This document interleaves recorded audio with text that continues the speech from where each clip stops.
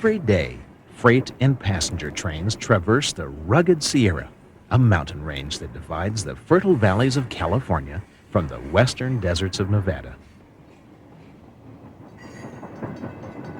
You're looking at the top of that Trans-Sierra route, Donner Pass.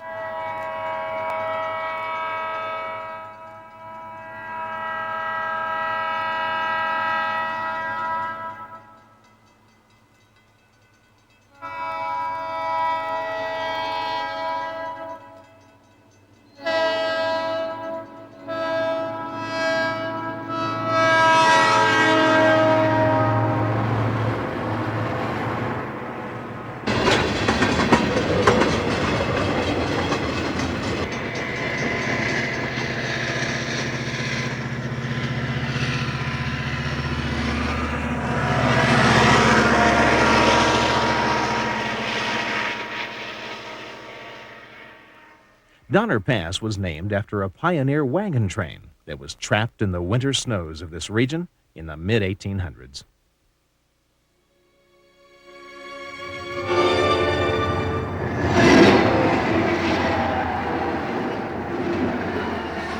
Now, there were other railroads in the West, some quite famous.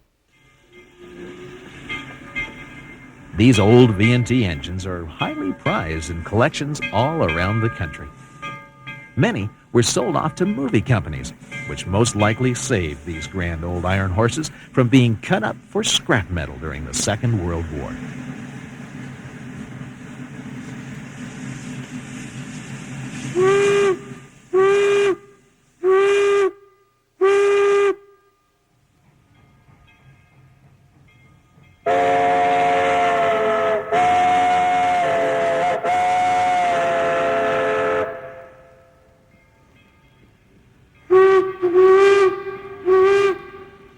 Today, perhaps the best collection of V&T engines can be viewed in Carson City, Nevada, at the Permanent Rail Museum south of town.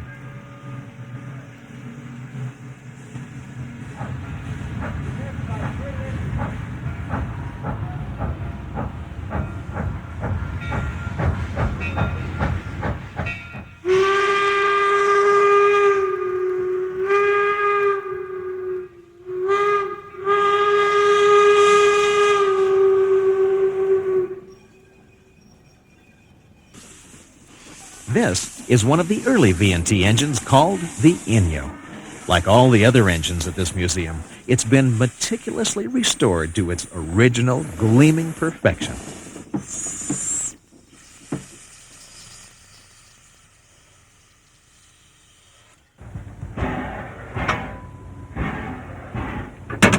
The boiler is wood-fired, and the brass is usually all shined up like Sunday.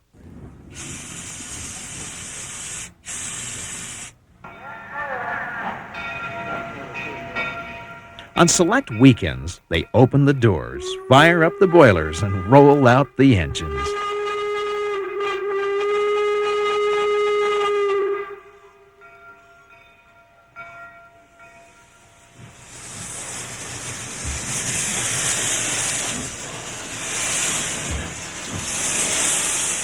Now, occasionally, the engines pull onto this device that looks like a bridge. Actually, it's a large hand-operated turnstile, sort of like an overgrown merry-go-round for trains.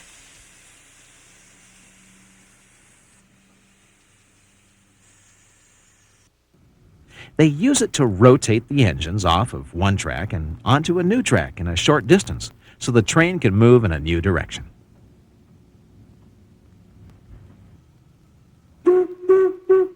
They blow the whistles, clang the bells, and you can take rides on these wonderful old trains in Carson City.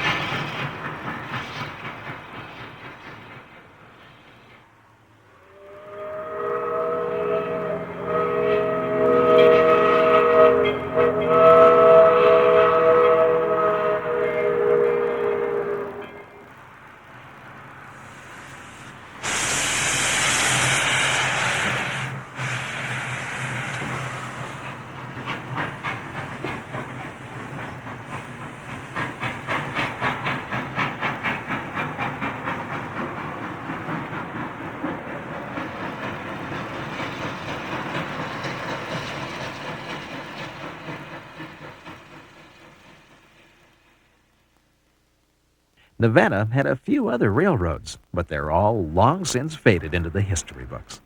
They ripped up the rails, cut up the engines for scrap, and the sound of their once majestic passing is but a whisper on the wind as it blows across the open desert.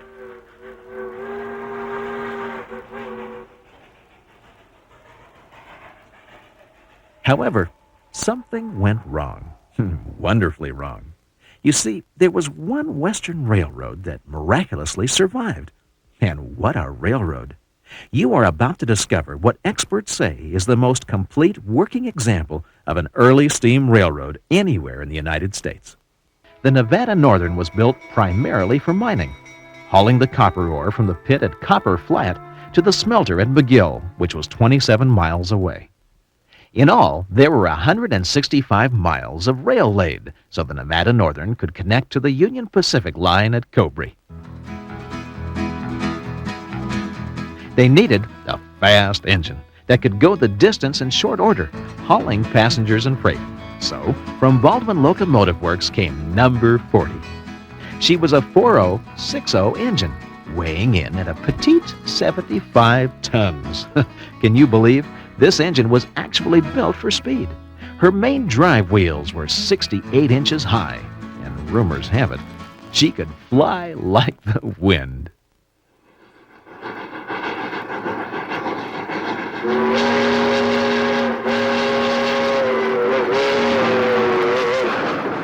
Number 40 hauled passengers and freight from 1910 through 1941. When buses and cars became more popular, number 40 was retired. But before she was tucked away for a Rumpelstiltskin nap, the railroad completely overhauled the engine. Then it was pulled into the barn for the last time, where it has remained in storage ever since. When the price of copper declined sharply, the mines and eventually the railroad were closed. As a gesture of goodwill to the community, Kennecott Copper Corporation donated a major share of the railroad to stand as a working museum. We decided to find out more, so we packed up our broadcast cameras and headed out to Ely.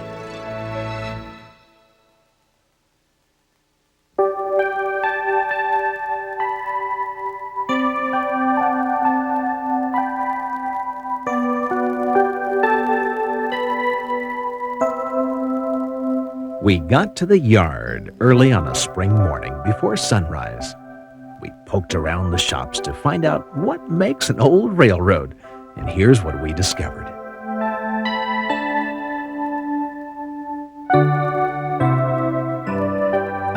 This small car was used by the weighmaster to check the accuracy of the railroad scales. Freight was shipped by the pound, just as it is today, so you can bet your bootstraps accuracy was important.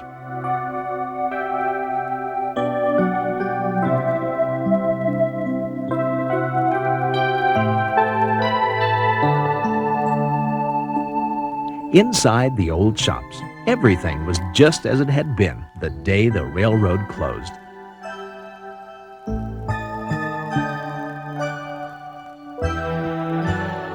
You could still smell the musty, aromatic scent of old leather and canvas. With the sunlight streaming through the panes of glass, it cast an eerie light into the early mist of morning. The stately passenger cars gave off an occasional cracking noise as the wooden coaches expanded in the warmth of the sunlight. There were smoking cars for the gentlemen and non-smoking cars for the ladies, thank you. Such was life back in 1910. The smoking cars had brass match strikers on the wall, leather seats so the ashes wouldn't catch fire, and brass spittoons on the floor for the tobacco juice. Overhead, chandeliers made of Czechoslovakian stained glass hung from empire ceilings.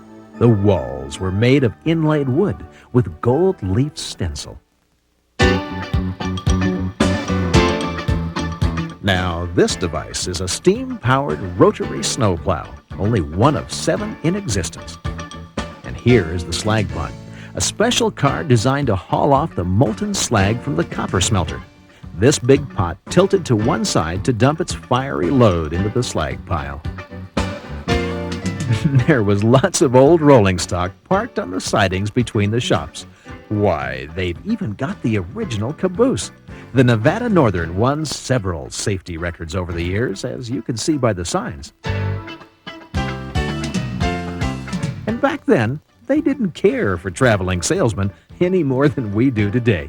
But make no mistake, this was a proud line that was run by the numbers. Meanwhile, outside by the engine house, they were rolling up the door in anticipation of our filming. And there she was, number 40. Overnight, the firemen had banked a fire in her boiler so the firebox and water jackets would stay warm.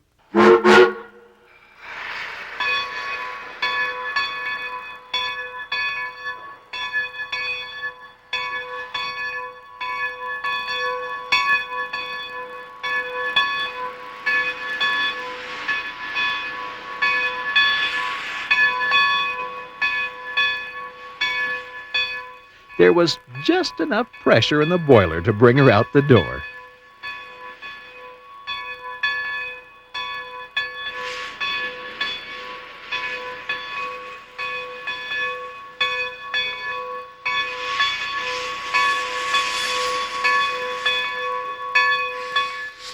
The young fireman talked with Nevada Northern veteran T.J. Buck Lanny about the engine. Then they emptied the ashes from the firebox, just like you open the grates on the bottom of a stove.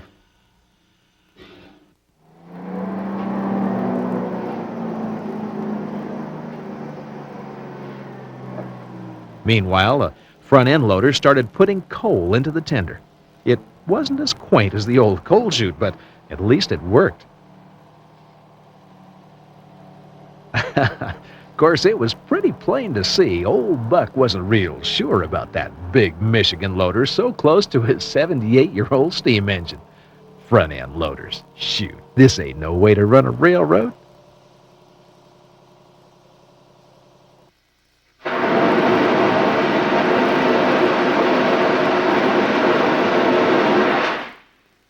Next, they opened the blow-off valve to eject excess water from the boiler. Enough museum, said I. Let's do some serious railroading.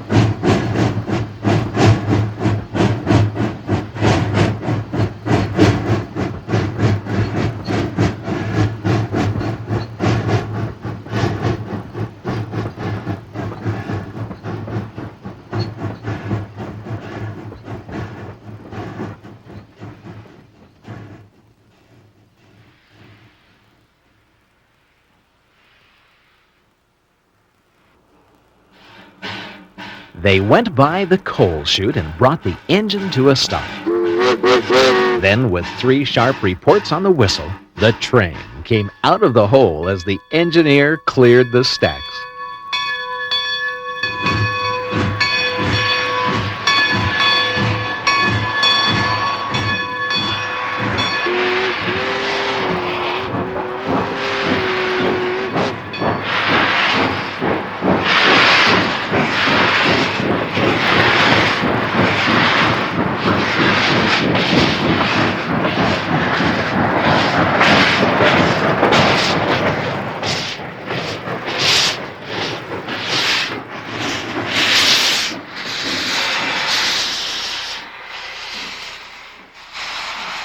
It's amazing, the unlimited power of steam.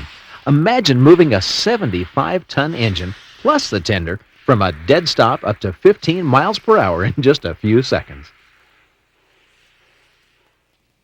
we attached one of our miniature Skyfire CCD cameras to the side rod of the engine. The side rod is the long rectangular steel beam that attaches the main drive wheel to the other drive wheels. As we move, notice how the right side of the screen appears motionless. That's the side rod onto which the camera is attached. But on the left side, look how the ground goes up and down like we're riding in a seasick boat. That's because the side rod moves up and down and forward and back as it turns the drive wheels. We cruised on out of the yard toward the main line to make a run up the mountain. But first, we had to get the train turned around and onto the main track. Now, if you have a turnstile similar to what we showed you in front of the V&T Museum earlier in the program, you can turn a very large locomotive around in a very short distance. But if you don't, it takes a whole lot of real estate to get a baby like this headed in the right direction.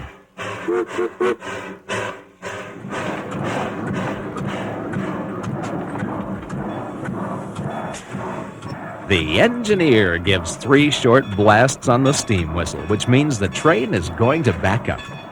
As we turn up the siding, which curves away from the main yard track, we hit a bit of a slick spot, you know, placed there by wild, deep forest gnomes during the night. Watch what happens to the drive wheel as it loses traction on the steel track. This loss of traction is especially hard on the locomotive's tires, which can separate from the wheel under too much friction heat.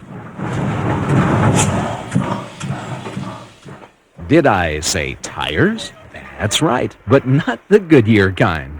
These big drive wheels have tires, which are steel rings sweated onto the main drive wheel. They're more than 1 inch thick and must be replaced periodically in the shops.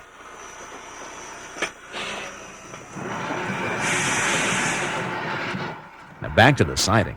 They throw the switch and the train moves forward onto a new siding.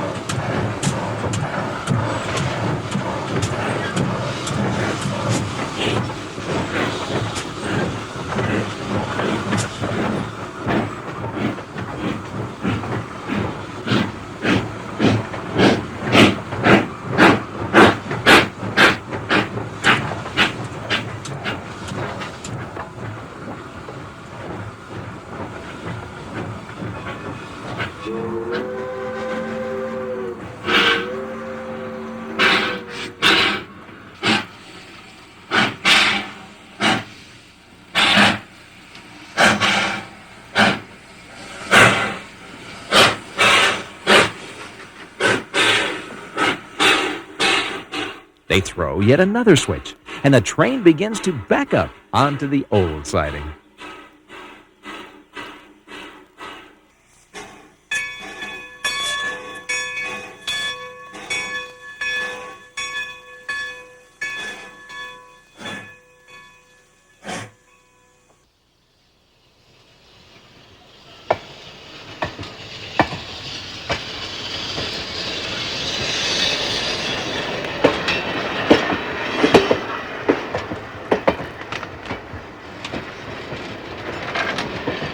As we roll down the track, here is a view from under one of the Nevada Northern's old wooden passenger cars. Well, in the early days, cars were built out of wood. They had wooden center frames and center beams and side beams, and therefore the truss rods were used to give them strength. And it's just like a truss bridge. And of course this gave rise to the old, you heard the expression, riding the rods. In the early days, why people that didn't want to pay a ticket to ride the passenger train, why they could climb under a freight car and climb onto these rods and be about a foot above the tracks. Wasn't that dangerous? But well, I think it was, but it was a means of transportation for a lot of people, particularly during the Depression.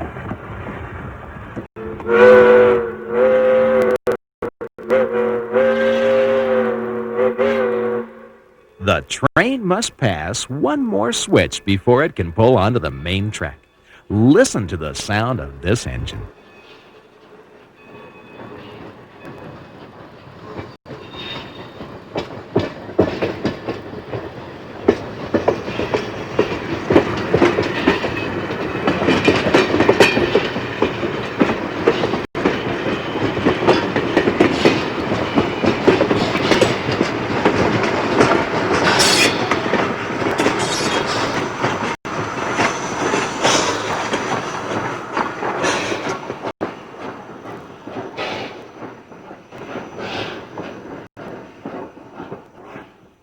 We mounted our portable cameras all over the engine to give you an unusually close, first-hand look at what it's like to go down the track on a steam locomotive.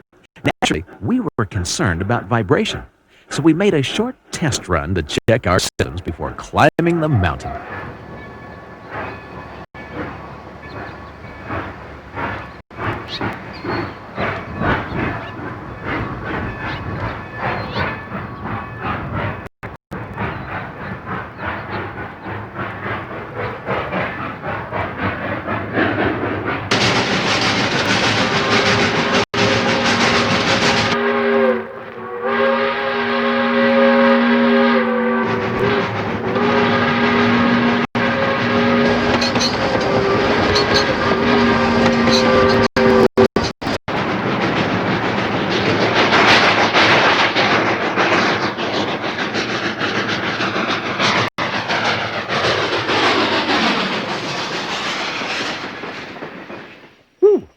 Looked pretty good from where I was shooting.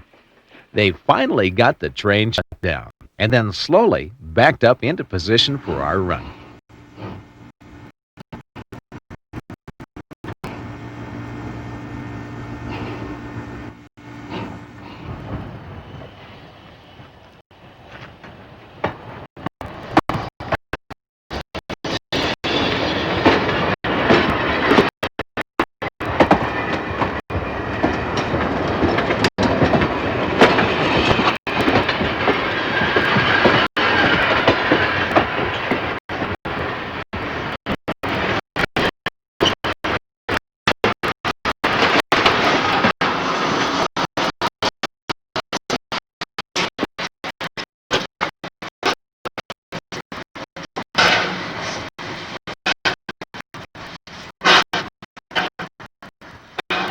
The engineer thought the Johnson Bar was being about over 40.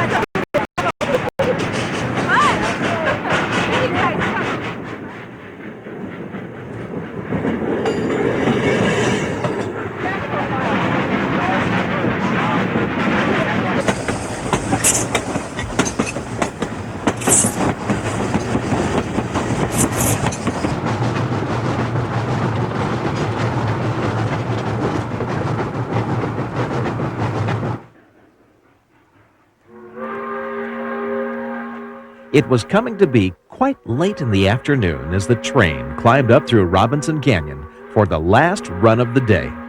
The crew, well, they'd put in a long day and their tails were a-dragging.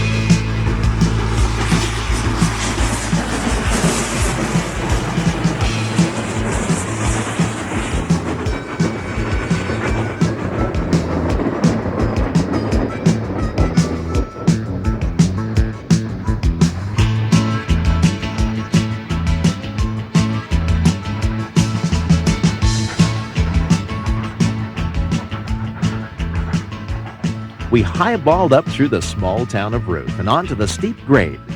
Listen to the sound of the engine echoing off the massive tailings pile.